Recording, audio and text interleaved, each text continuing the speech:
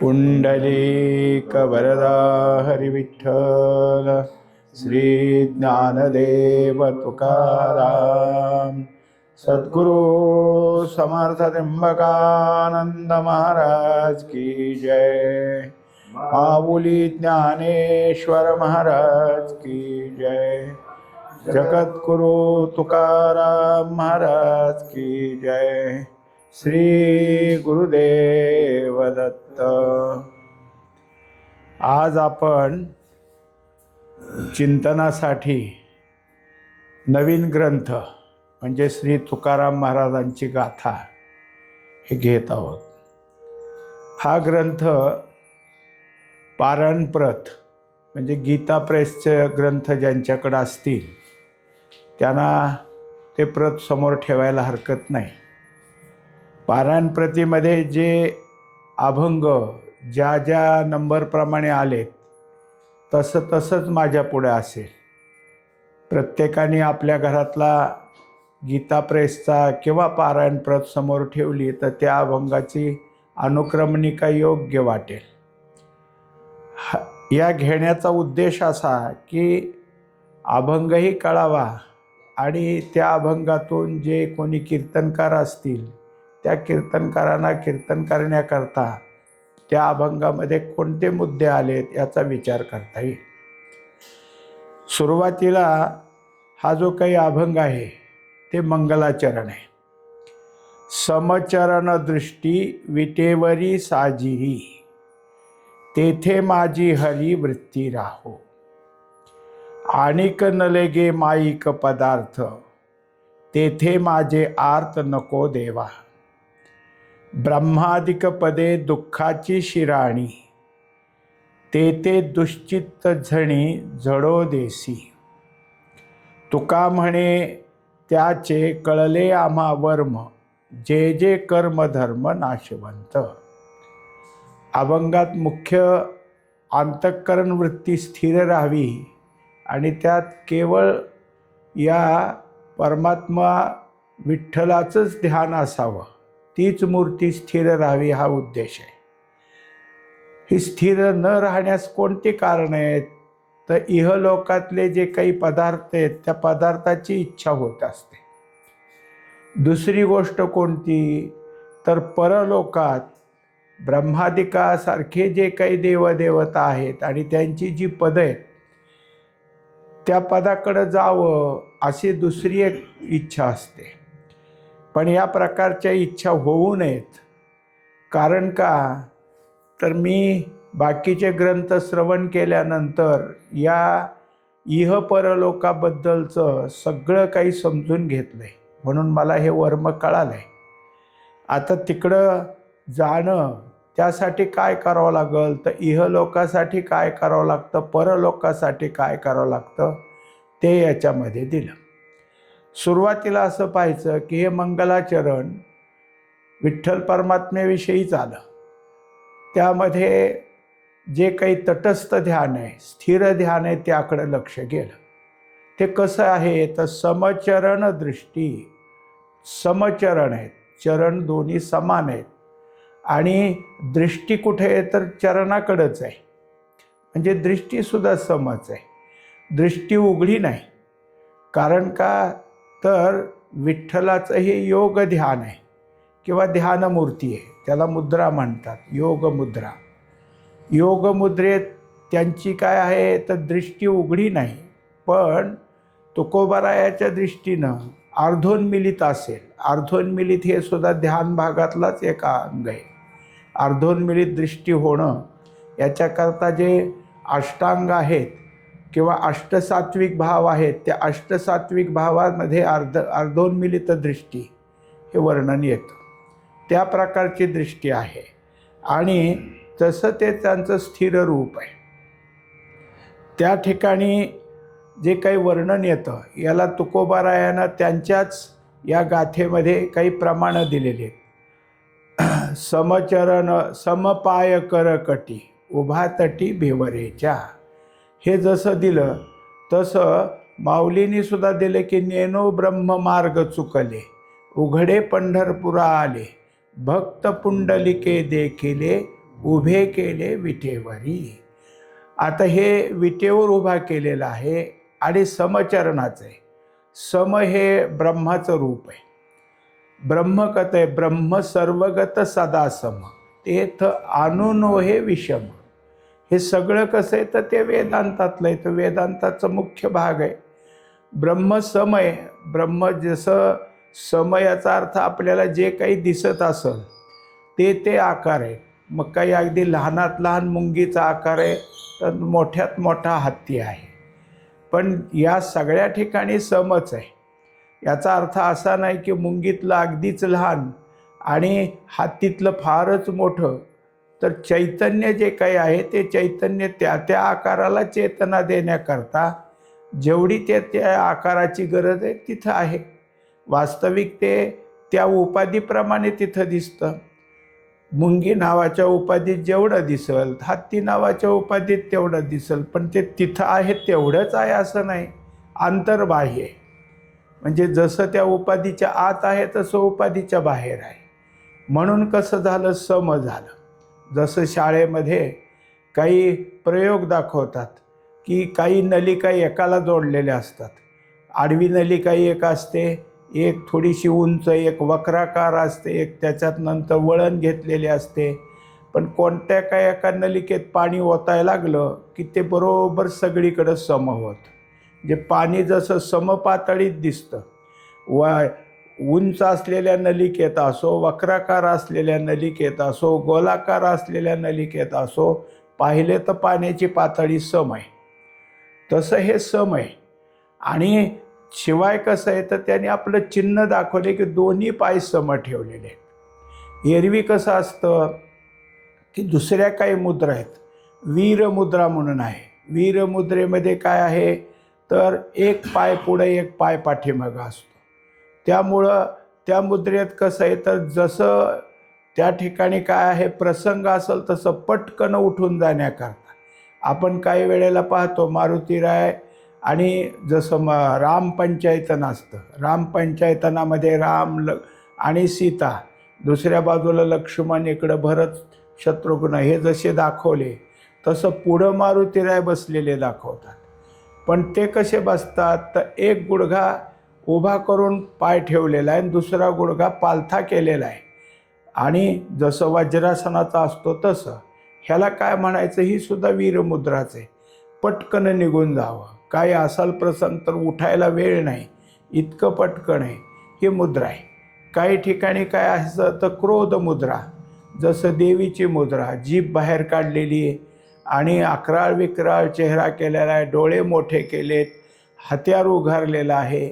हे अनेक मुद्रा आहेत. या कशासाठी सांगितल्या तर इथं समचरण सांगायचं आहे म्हणून. समचरण म्हणजे काय, स्थिर मुद्रा आहे. स्थिरत्व कोणाचं लक्षण आहे तर ब्रह्माचंच. आता ब्रह्म जसं स्थिर आहे, ब्रह्माच्या ठिकाणी इकडं तिकडं जाणं काही नाही, म्हणजे ते कसं आहे की स्थिर आहे. तसं स्थिरता दाखवली. आणि दुसरं काय दाखवलं तर दृष्टी जी आहे ती दृष्टीसुद्धा त्या ठिकाणी अर्धोन्मिलित आहे म्हणा किंवा चरणाकडे. यामुळं काय झालं की जे जे काही असतील ते येतील जातील. जसं आपल्याला वाटतं की पांडुरंगाकडं अनेक भक्त येतात, मग जे अंतःकरणपूर्वक अनन्य झालेले ते काही असतात आणि काही आपल्या ठिकाणी कामना धारून करून येतात.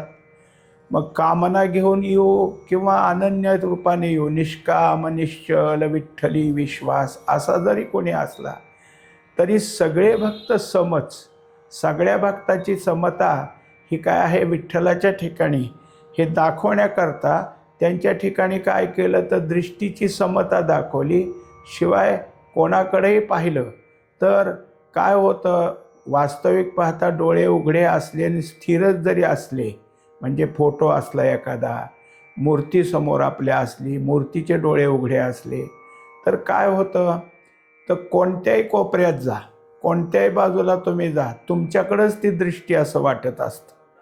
मग आता या कोपऱ्यातला माणूस म्हणाल माझ्याकडं पाहतेत, त्या कोपऱ्यातला माणूस म्हणाल माझ्याकडं पाहतेत, पण वास्तविक पाहता ते कुठंच पाहत नाहीत, त्यांची दृष्टी स्थिर आहे हे दाखवायचं होतं. त्याच्यानंतर काय असतं तर दृष्टी ही नेहमीच काही शुद्ध असते असं नाही.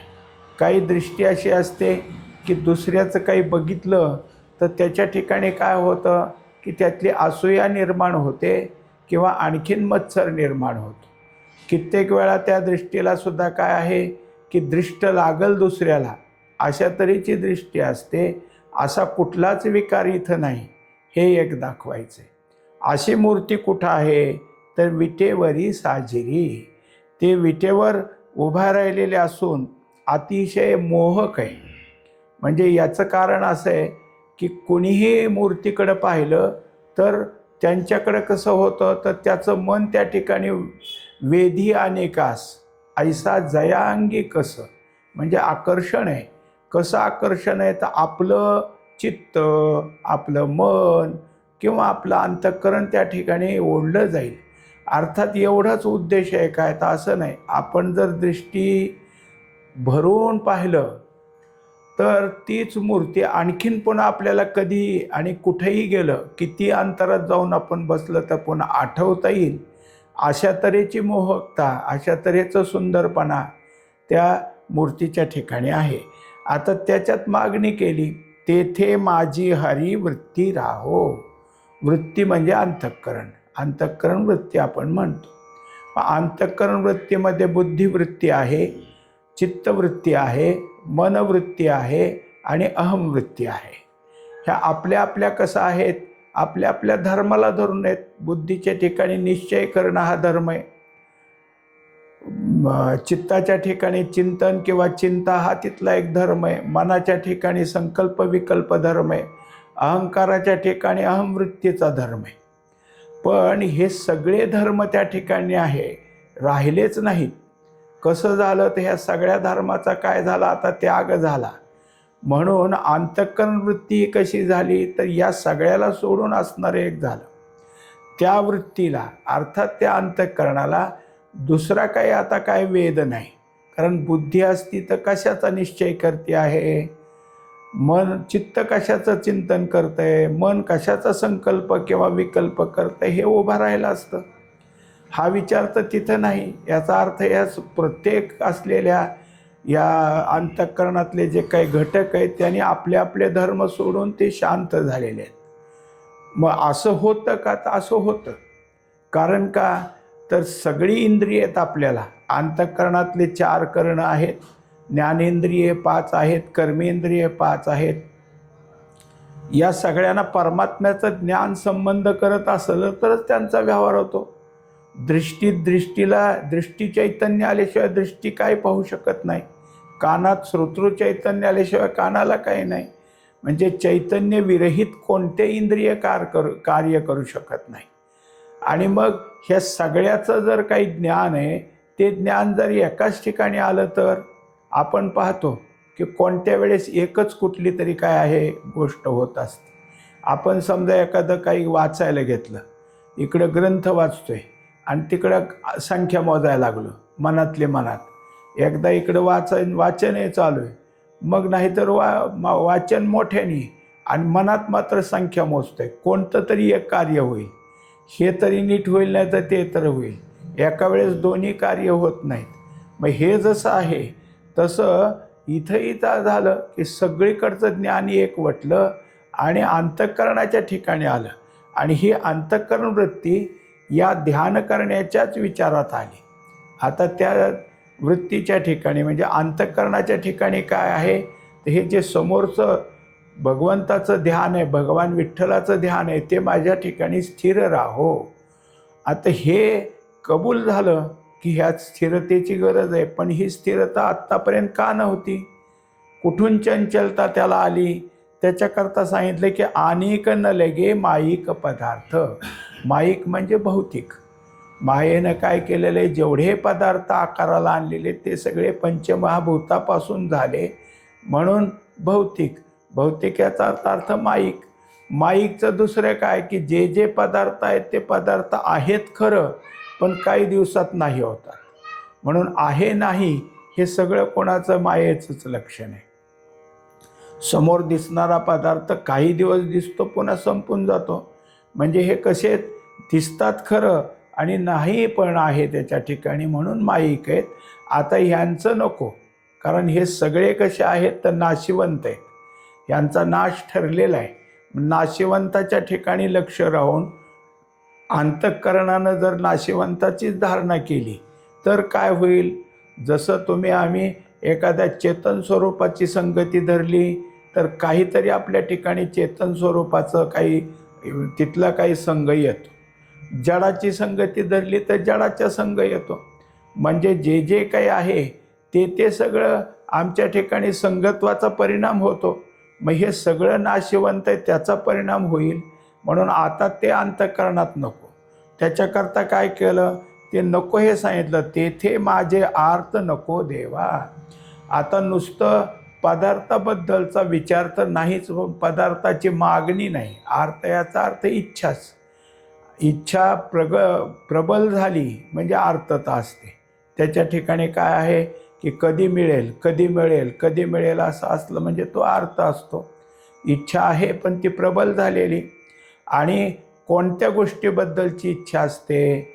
आता आपण पहा, आपल्याला कधी माहीतच नाही, कधी कुठं वाचलं नाही, कधी कुणी सांगितलं नाही आणि कधी कुणी आम्ही पाहिलं नाही, अशा गोष्टीची इच्छा होईल का? इच्छा होत असते ते पाहण्यात, ऐकण्यात किंवा वाचण्यात आली तर. मग अशा त्या इच्छा आहेत, त्यातलं काहीच नको मला, त्यातल्या कुठल्या गोष्टींनी आर्तता नको. असं सांगतात की कीर्तन चाललं होतं सुदेव नावाच्या ब्राह्मणाचं, आणि त्यात त्याने काय आहे की भगवान श्रीकृष्ण आत्ता अवताराला आलेत आणि कसं त्यांचं स्वरूप आहे त्या भगवान श्रीकृष्णाच्या स्वरूपाचं वर्णन कीर्तनात केलं. ते ऐकणारी रुक्मिणीने ऐकल्यावर तिच्या अंतःकरणात एवढं ठसलं की त्या कीर्तनानंतर त्यांची भेट घेतली आणि म्हणले, हे जर आहेत तर त्यांना सांगा की माझ्याबरोबर लग्न करा, मला तेच वर म्हणून पाहिजे. ते म्हणले आता कसं? तर त्यांनी काय केलं, पत्र लिहिलं. मग आता पत्र लिहिण्याकरता कुठंतरी बाहेर घरात इकडं तिकडं केलं, घरातल्या कोणाला जर कळालं तर काय, म्हणून जे काही डोळ्यात घालायचं काजळ होतं त्या काजळातून पत्र लिहिलं आणि भगवान श्रीकृष्णाकडं यांच्या हस्ते पाठवलं. म्हणजे काय झालं? ऐकल्यामुळं त्या ठिकाणी भाव बसला आणि इतका भाव बसला की याच्याबरोबरच लग्न करावं अशी आर्तता निर्माण झाली. आणि त्याच्याकरता सगळे प्रयत्न मग पुढं झाले. हे काय आहे? आर्तता आहे. हे आर्तता एकदा निर्माण झाली की मनुष्य काय करतो, तेच कसं मिळवेन हे पाहत असतो. अशी इच्छासुद्धा माझ्याकडं होऊ देऊ नको, इच्छेची प्रबलताही होऊ देऊ नको. आणि ह्याला मदत करणारा कोण आहे? तर तूच आहेस. नको देवा. आता देव ज्याचं ध्यान करायचं आहे, ज्याची इच्छा धारण होत असते दुसऱ्या भौतिक पदार्थाची, ती दूर करणारा तूच आहेस. कारण ज्या विठ्ठलाला परब्रह्मस्वरूप म्हणून पाहिलं तेच विठ्ठल थोडाफार मायेचा अंगीकार करत ईश्वर रूपात आहेत. मग ईश्वरानंच आमच्या ठिकाणचं काय आहे की जे जे काय असेल त्यातलं शुभ काय अशुभ काय पाहायचं आहे. आणि ईश्वर आपल्या कुठल्याही प्रकारच्या कर्मामध्ये दखल देत नाही, पण जी काही इच्छा होईल ती इच्छा पुन्हा आपल्या पुढं काय वाढत जाऊ नये याची तरी मदत ईश्वराकडून होत असते. कारण जे जे काय असेल ते ईश्वर आणि प्रारब्ध या दोन्हीच्याच काय आहे कृपेनं सगळ्या गोष्टी होतात. मग त्याच्याकरता मागणी केली. एवढंच थांबलं नाही तर दुसरं एक त्या ठिकाणी असतं. तर आम्ही ग्रंथातून जेव्हा ऐकतो तेव्हा स्वर्गाधिक सुख कशी आहेत हे पाहिलं जातं. आणि जे काही पुराण वाचणारे असतात, ज्यांनी स्वर्गाचं वर्णन करणारे ग्रंथ घेतले, ते कसं करतात तर मोहकवाणीनं हे सगळं सांगत असतात. मग त्यांचं एकदा ते सगळं सांगणं ऐकायला लागलं की जसं आत्ता आपण पाहिलं की कीर्तनातला सगळं वर्णन ऐकल्याबरोबर मनात ठसलं, तसं हे सगळं पाहिल्यानंतर असं वाटतं की इथल्या सुखापेक्षा तिथलं सुख जर अधिक असेल मग तिथंच जावं. मग त्याच्याकरता काय काय करावं लागतं याचा शोध होतो. मग त्याच्याकरता कोणतं, त्याच्यामध्ये काय यज्ञ काय करावे लागतील, तप काय करावं लागेल, दान काय करावं लागेल. यज्ञ तप दान हे तिन्ही काय आहेत तर स्वर्गात जाण्याचे आपल्या करण्याकरता लागणारी साधनच आहेत. मग हे सगळं साधन किती केलं म्हणजे स्वर्गातल्याच ठिकाणी जाता येतं एवढंच नाही, तिथल्या कोणत्या पदावर जावं हे एक अजून आलं. कारण प्रत्येक पदाला त्याच्या त्याच्या ठिकाणी असणारं सुख वेगवेगळे. आता इथं जेव्हा हे ऐकल्यावर झालं, पण जेव्हा काय आहे की ह्या संत महात्म्यांचे ग्रंथ ऐकायला लागलं, संत महात्म्याच्या ग्रंथातलं वर्णन ऐकलं की स्वर्ग म्हणजे आभासच आहे, अशा तऱ्हेचं वर्णन केलं. आता ते काय करतात, जसं माऊलींच्या अभंगात आहे की इंद्र चंद्र देव ब्रह्मादि करोनी संशयाची श्रेणी न चेनी. म्हणजे त्यांना संशय निरसन करणं, कारण ते संशयात गुंततात. इंद्राच्या ठिकाणी अनेक प्रकारच्या अभिलाषा आहेत याचं वर्णन ग्रंथामध्ये आलं. चंद्राच्या ठिकाणी काय दोष आहेत हे आलं. ब्रह्मदेवाच्या ठिकाणी काय दोष आहेत आलं. हे सगळं असून सुद्धा यांना सुद्धा काय आहे की कुठल्या ना कुठल्या प्रकारचं दुःख आहेच. ब्रह्मदेव असो, इंद्र असो, हे सगळेच कसे आहेत तर यांना त्यांची त्यांची जी कर्म आलेली ती कर्म त्याप्रमाणे करावी लागतात.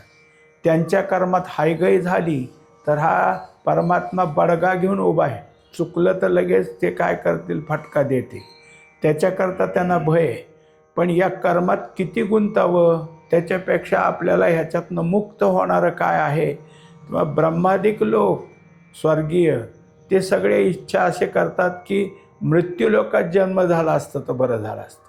इहलोकीचा देहे देव इच्छिताती पाये, इथं यावं असं त्यांना वाटतं. किंवा स्वर्गीचे अमर इच्छिताती देवा, मृत्यूलोकी व्हावा जन्मामा.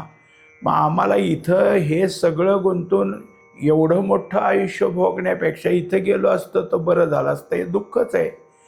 तेच जर दुःखात आहे तर त्यांचे तिथं जाऊन काय करायचं, त्यांची पदं मागून काय करायचं. तेव्हा त्यांना असं वाटलं की तेथे दुश्चित झणी जडो देशी. दुश्चित म्हणजे ज्या चित्ताच्या ठिकाणी हे सगळं पाहिजे, जे तिथं आता जे मागणी करायची तिथं गुंतायला पाहिजे, त्याच्याऐवजी जे चित्ताच्या ठिकाणी स्वर्गाचा जर विचार येऊ लागला तर ते चित्त द्विधा मनस्थितीचं झालं. म्हणून दुश्चित्त. हे चित्त कसं एक झालं नाही. म्हणजे ज्याचं चित्त एकाच ठिकाणी स्थिर राहतं ते चित्त आता त्या ठिकाणी त्याला काय करतं, उपयुक्त होतं.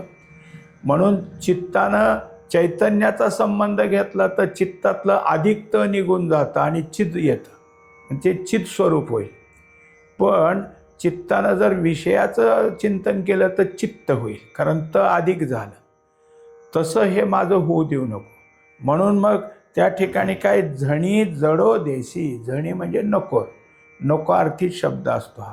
असं माझं चित्त यातल्या आता दोन्हीला आलं. वर असणाऱ्या काय आहे माईक पदार्थात असो किंवा दुसरं ब्रह्मादिक पदाच्या ठिकाणी असो, यात कुठेही माझं चित्त गुंतू देऊ नको. माझ्या चित्तात केवळ जर काही असेल तर परमात्म्याच्या म्हणजे विठ्ठलाच्याच स्वरूपाचं रूपाचं ध्यान असावं.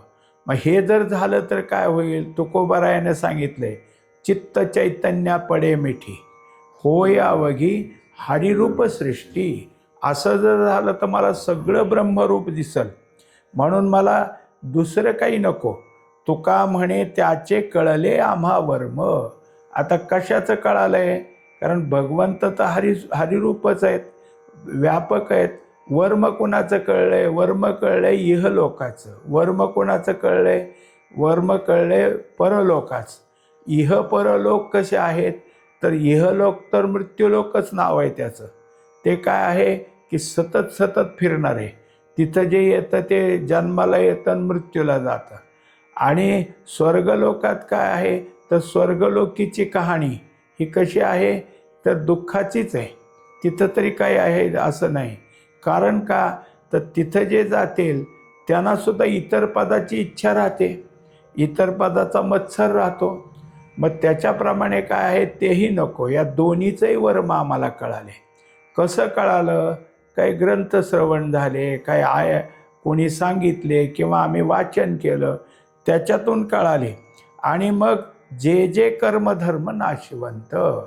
आता हे दोन नावं आली इथं, संधी कर्म अधिक धर्म.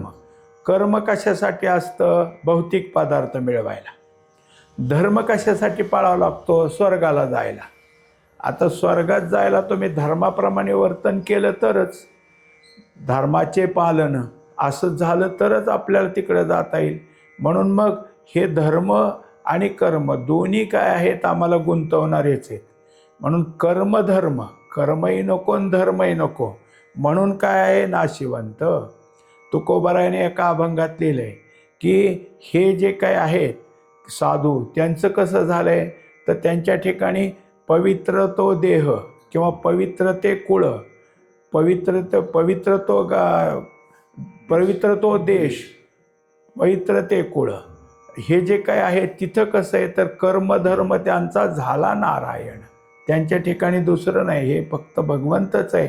म्हणून कर्म करायचं ते सुद्धा आपल्या अंतःकरणात ध्यान टिकावं म्हणून. धर्म पाळायचा ते कशासाठी? आपल्या अंतःकरणात हेच ध्यान टिकावं म्हणून. जे काही आता आपल्याला ध्यान सांगितलं ते कोणतं आहे, तर समचरण दृष्टी विटेवरी साजिरी, तेथे माझी हरी वृत्ती राहो. हे अंतःकरणातलं ध्यास आहे आणि तेच माझं पूर्ण कर, असं देवाला विनंती केली. पुंडलिक वरदा हरी विठ्ठल, श्री ज्ञानदेव तुकाराम, सद्गुरु समर्थ त्र्यंबकानंद महाराज की जय, माऊली ज्ञानेश्वर महाराज की जय, जगद्गुरु तुकाराम महाराज की जय. श्री गुरुदेव दत्त.